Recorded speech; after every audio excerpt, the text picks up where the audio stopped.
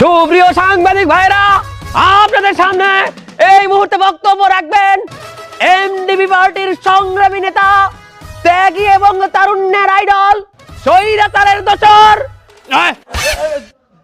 স্বৈরাচারের দম, আমাদের সবার প্রিয় জনাব ফজলুর রহমান। নেতা কি আছে?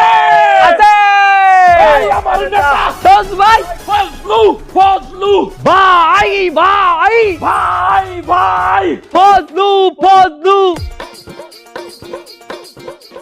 সুপ্রিয় সাংবাদিক ভাইয়েরা, আসন্ন নির্বাচনে আপনারা প্রশ্ন করছেন আমরা কোন দলের সাথে জোটে অংশগ্রহণ করব কিনা। কণ্ঠে আপনাদেরকে জানিয়ে দিতে চাই, জানো রে জানো, আগুন জ্বালো!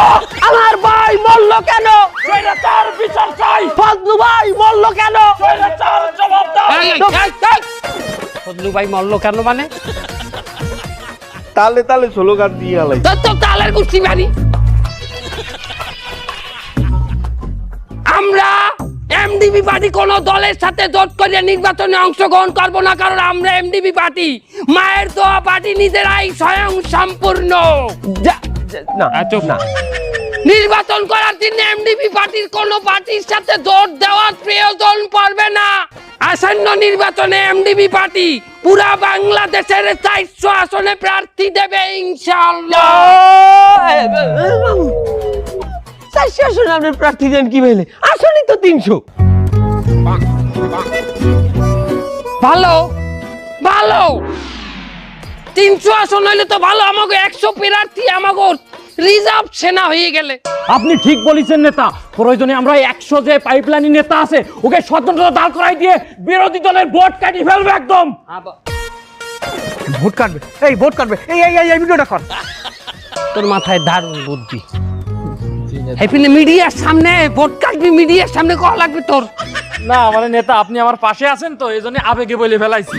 আমার তো মনে হয় তুমি আমার পাশে থেকে এমন আবেগী হইছো যে আমার যদি প্যাডে মোচড় দেয় তুমি আগে পায়খানায় দৌড় দিবা। আচ্ছা, আপনারা সারা বাংলাদেশে যে 300 আসনের জন্য লড়বেন, আপনাদের প্রার্থী কি রেডি? আমনে গো আসন বলে 300, আমাকে প্রার্থী তো 400। 100 প্রার্থী পাইপলাইনে রাখতে দিছি ট্রেনিং করাইয়া। কিসের ট্রেনিং? ভোট কেন্দ্র দখলের ট্রেনিং। এটা কেন্দ্র দখল মানে? সে হয়তো বুঝাই বলতে পারে নাই। কেন্দ্র দখল বলতে কি বুঝাইছে? আসন্ন নির্বাচন যদি সুষ্ঠুভাবে না হয়, কেউ যদি দখল করতে আসে কেন্দ্র, আমরা প্রতিরক্ষা ব্যবস্থা করে তোলার জন্য 100 প্রার্থী ট্রেনিং করাই রাখছি, পিস্তল সহ। পিস্তল কিসের আবার প্রতিরোধ?